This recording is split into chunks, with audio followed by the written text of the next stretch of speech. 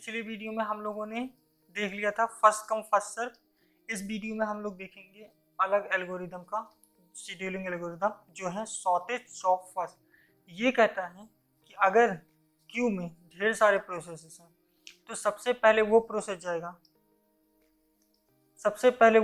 जाएगा जिसका brush time सबसे कम होगा, यानी कि जो सबसे कम टाइम लेगा कंप्लीट होने में वो वाला प्रोसेस सबसे पहले जाएगा।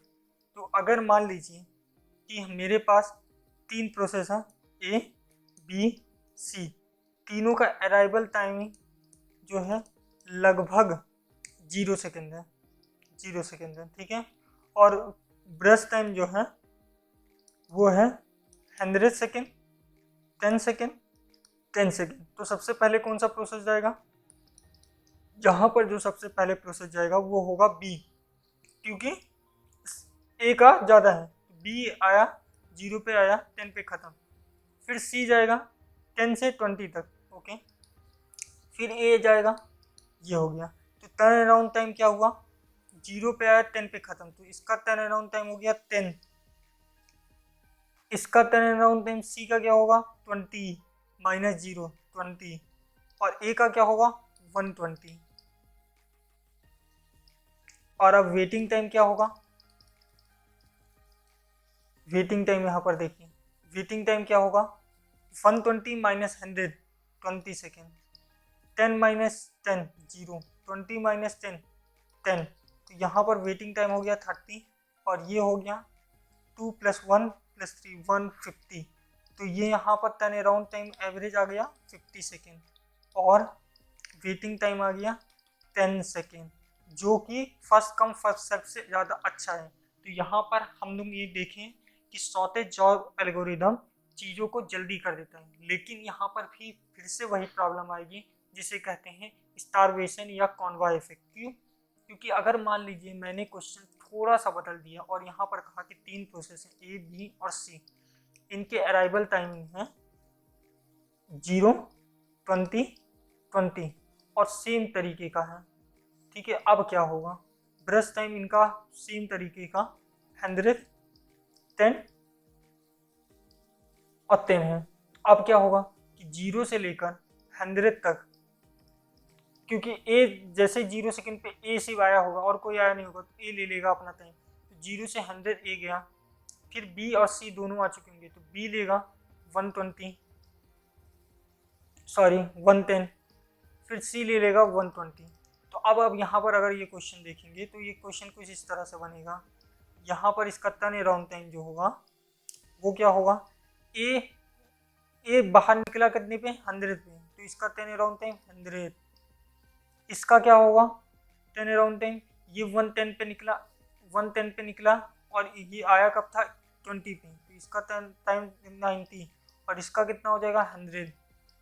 अब यहाँ पर वेटिंग टाइम कितना होगा? वेटिंग टाइम पहले वाले का जो 0, दूसरे वाले का 90 माइनस 10 80, और इसका 90। अब यहाँ पर देखिए फिर से सेम प्रॉब्लम आ गया, ये क्वेश्चन फिर से वही बन चुका है।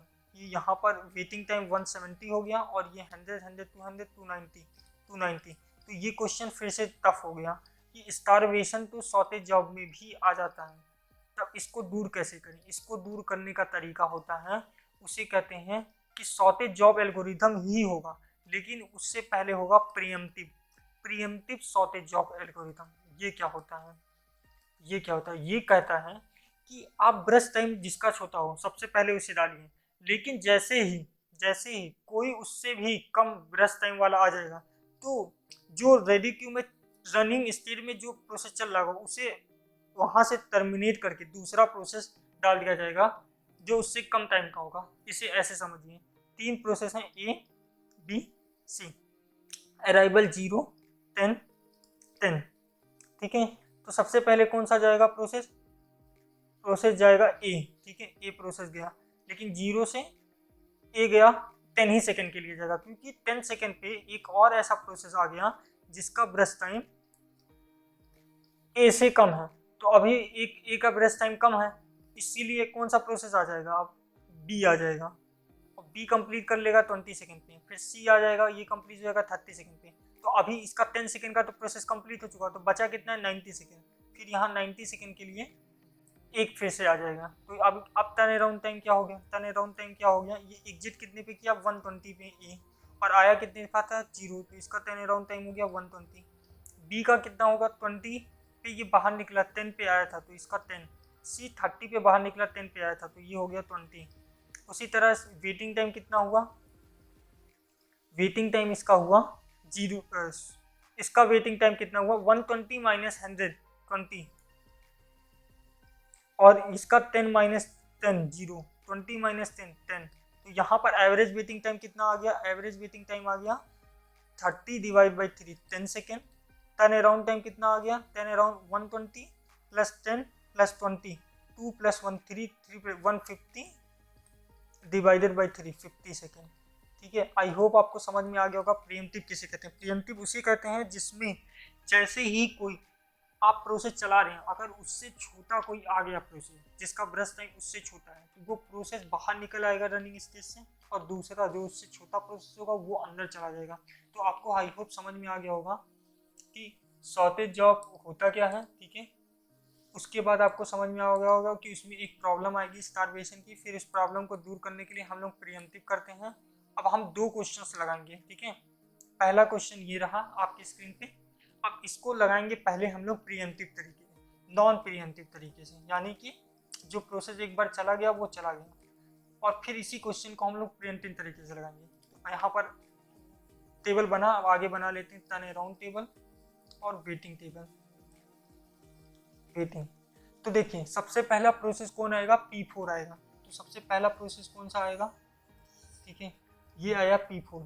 अब अगर एक बार जो प्रोसेस चला गया वो रहेगा, तो 3 सेकंड के लिए ये प्रोसेस रहा। ठीक है, उसके बाद कौन सा प्रोसेस आएगा, P1 आएगा। देखिए इसके बाद कौन सा प्रोसेस आएगा, P1 आएगा। क्यों P1 आएगा, क्योंकि देखिए 3 सेकंड तक कौन कौन से प्रोसेस आ गए, P1 आ गया, P3 आ गया, और 2 ही प्रोसेस आ पाएंगे 3 सेकंड में। तो P1 और P3 में से ब्रश टाइम किसका काम है, P1 का काम है, जो 6 सेकंड का है। तो ये कहाँ चला जाएगा, ये 9 तक चला गया। अब 9 तक सारे प्रोसेस आ गए और हमारे 2 प्रोसेस कंप्लीट हो गए, P1 P4। तो देखिए P2 P3 P5 में सबसे कम ब्रश टाइम किसका है, ये है P2 का। तो अब P2 आ जाएगा, P2 आ गया, और ये 2 सेकंड का था। अब इसके बाद कम किसका है, P5 का है, P5 का हो गया, और ये 4 सेकंड का था। अब आया P3, तो P3 आया और ये 23 सेकंड तक गया। अब चलिए सबका टर्न अराउंड निकालिए। P1 का टर्न अराउंड क्या होगा, ये सबसे आखिरी में कब गया 9 सेकंड पे, और आया कितने सेकंड पे था, ये आया 2 सेकंड पे था। तो इसका टर्न अराउंड टाइम कितना हो गया 7 सेकंड। फिर P2 का, P2 बाहर निकला है जाके 11 सेकंड पे, आया कितने सेकंड पे था 5 सेकंड पे, तो इसका हो गया 6। फिर P3 बाहर निकला है 23 पे, और आया कितने पे था 1 पर, तो इसका टर्न अराउंड टाइम हो गया 22। फिर P4 जैसे आया था 0 सेकंड पे और बाहर निकला 3 सेकंड पे, तो इसका टाइम हो गया 3। उसके अलावा P5 का क्या हो गया, P5 आया था 4 सेकंड पे, बाहर निकला 11 सेकंड। P4 आया 4 सेकंड पे था और बाहर 15 सेकंड पे निकला है, इसका टाइम हो गया 11। अब वेटिंग टाइम देख लेते हैं सबका।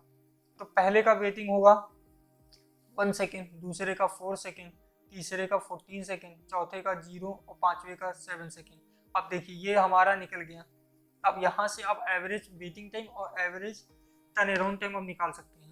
और अब इसी क्वेश्चन को, सेम क्वेश्चन को, चलिए पहले इसी वेटिंग का टाइम हम निकाल लेते हैं। तो वेटिंग कितना होगा 14 प्लस 7 21, 21 और प्लस 4 25, 25 प्लस 1 26 डिवाइड बाई 5 हो गया इसका वेटिंग टाइम। ठीक है, अब सेम क्वेश्चन को हम लोग नॉन प्रीएम्प्टिव बेस करते हैं। तो same question, turn around time, waiting time. Okay, तो सबसे पहले कौन सा प्रोसेस जाएगा, ये थोड़ा बड़ा टेबल बनाते हैं। सबसे पहले जाएगा P4 जाएगा। अब P4 जो 0 पे जाएगा, तो देखिए 0 से कितने सेकंड का है P4, 3 सेकंड का है। 3 सेकंड तक कितने प्रोसेस आ गए, 1 और 2 आ गया। ठीक है, प्रोसेस नंबर 1 आ गया और 3 आ गया। अब इन दोनों का देखिए ब्रश टाइम जो है वो P4 से बड़ा है, तो ये P4 पूरा अपना काम कंप्लीट करके निकलेगा। उसके बाद कौन सा आएगा, उसके बाद P1 आएगा, क्योंकि 3 सेकंड तक सिर्फ 2 ही प्रोसेस आ चुके थे। तो P1 और P3 में से P1 आएगा। अब P1 जो है वो कितने सेकंड तक काम करेगा, वो करेगा सिर्फ 1 सेकेंड तक। क्यों? क्योंकि चौथे सेकेंड पे, फोर्थ सेकेंड पे एक और प्रोसेस अंदर आ जाएगा जो है P5। P5 आ जाएगा, तो सिर्फ 1 सेकेंड तक काम किया, 1 सेकेंड तक काम किया, तो P5 में यहाँ पर आप ऊपर लिख सकते हैं कि 6 सेकेंड में 1 सेकेंड काम किया, तो 5 सेकेंड का भी इसका काम बाकी है। अब P5 आ गया, P5 आया, P5 भी 1 ही सेकेंड तक काम करेगा। क्यों? क्योंकि 5th सेकेंड पे उससे भी छोटा प्रोसेस आ जाएगा P2। तो इसमें कितना सेकेंड बचा है? 3 सेकेंड अभी बचा है। अब यहाँ पर आया P2, अब P2 अपना पूरा काम कंप्लीट करके निकलेगा, ठीक है। उसके बाद आएगा कौन सा प्रोसेस? तो हम P2 को ऐसे कैंसिल कर देते हैं, इसका मतलब कि P2 और P4 पूरा कंप्लीट हो चुका है। अब इसके बाद कौन सा प्रोसेस आएगा? P5। P5 कितने सेकंड का बचा था? 3 सेकंड का, तो वो कंप्लीट किया। फिर P1 कितने सेकंड का बचा हुआ था? वो बचा हुआ था 5 सेकंड का, यहाँ 15। अब देखिए सबसे बड़ा जो प्रोसेस था P3, क्योंकि उसमें 8 सेकंड का था और 8 सेकंड सबसे हाईएस्ट था, तो वो कंप्लीट होगा 23। अब ये देखिए पूरा टेबल बन गया। अब इसको बनाते हैं। Turn around time of P1 कितना होगा? Turn around time of P1 निकला कितने पे? 15 पे। आया कितने पे था? 2 पे। P1 हो गया 13। P2 निकला है 7 पर, आया कितने पे था? आया 5 पर था, तो इसका टर्न अराउंड टाइम 2। P3 23 पे निकला, आया कितने पे था? 1 पे, तो 22। उसी तरीके से P4 आया कितने पे था? 0 पे, निकला कितने पे था? 3 पे, तो इसका हो गया 3। उसी तरीके से P5 आया कितने पे था? 4 पे, निकला कितने पे? 10 पे, तो इसका हो गया 6।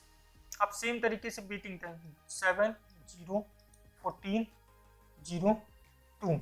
अब इसका निकालिए। 7 14 प्लस 7 21, 21 प्लस 2 23/5। देखिए वेटिंग टाइम कम हो गया, उसी तरीके से टर्न अराउंड टाइम भी कम हो गया। तो आई होप आपको ये 2 एग्जांपल बहुत अच्छी तरीके से समझा दिए होंगे कि शॉर्टेज ऑफ फर्स्ट क्या होता है, उसमें प्रीएम्प्टिव और नॉन प्रीएम्प्टिव क्या होता है। आपको ये वीडियो देख के बहुत अच्छे तरीके से समझ में आ गया होगा हम लोगों ने प्रीएम्प्टिव नॉन प्रीएम्प्टिव क्यों किया।